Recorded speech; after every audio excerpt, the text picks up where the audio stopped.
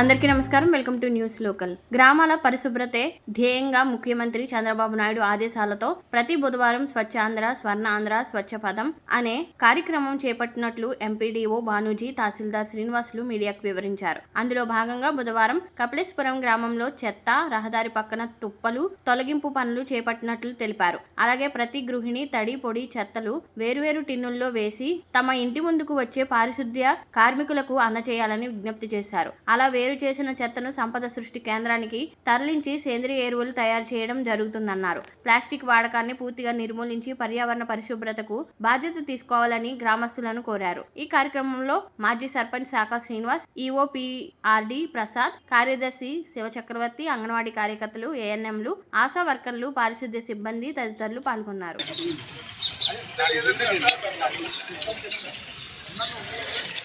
ఈరోజు స్వచ్ఛాంధ్ర, స్వర్ణాంధ్ర పథకంలో భాగంగా స్వచ్ఛ పదం అనే కొత్త పథకం ప్రతి బుధవారం ప్రతి గ్రామ పంచాయతీ నందు ఇంటర్నల్ రోడ్స్లో ఉన్న రోడ్డు పక్కన ఉన్న చెత్త చెదారం తీసేసి ప్రత్యేక కార్యక్రమం రూపొందించారు రాష్ట్ర ప్రభుత్వం వారు. అందులో భాగంగా ఈరోజు మన కపిలేశ్వరం గ్రామ పంచాయతీ నందు, అదేవిధంగా అన్ని గ్రామ పంచాయతీల నందు ఈ కార్యక్రమం జరుగుతుంది.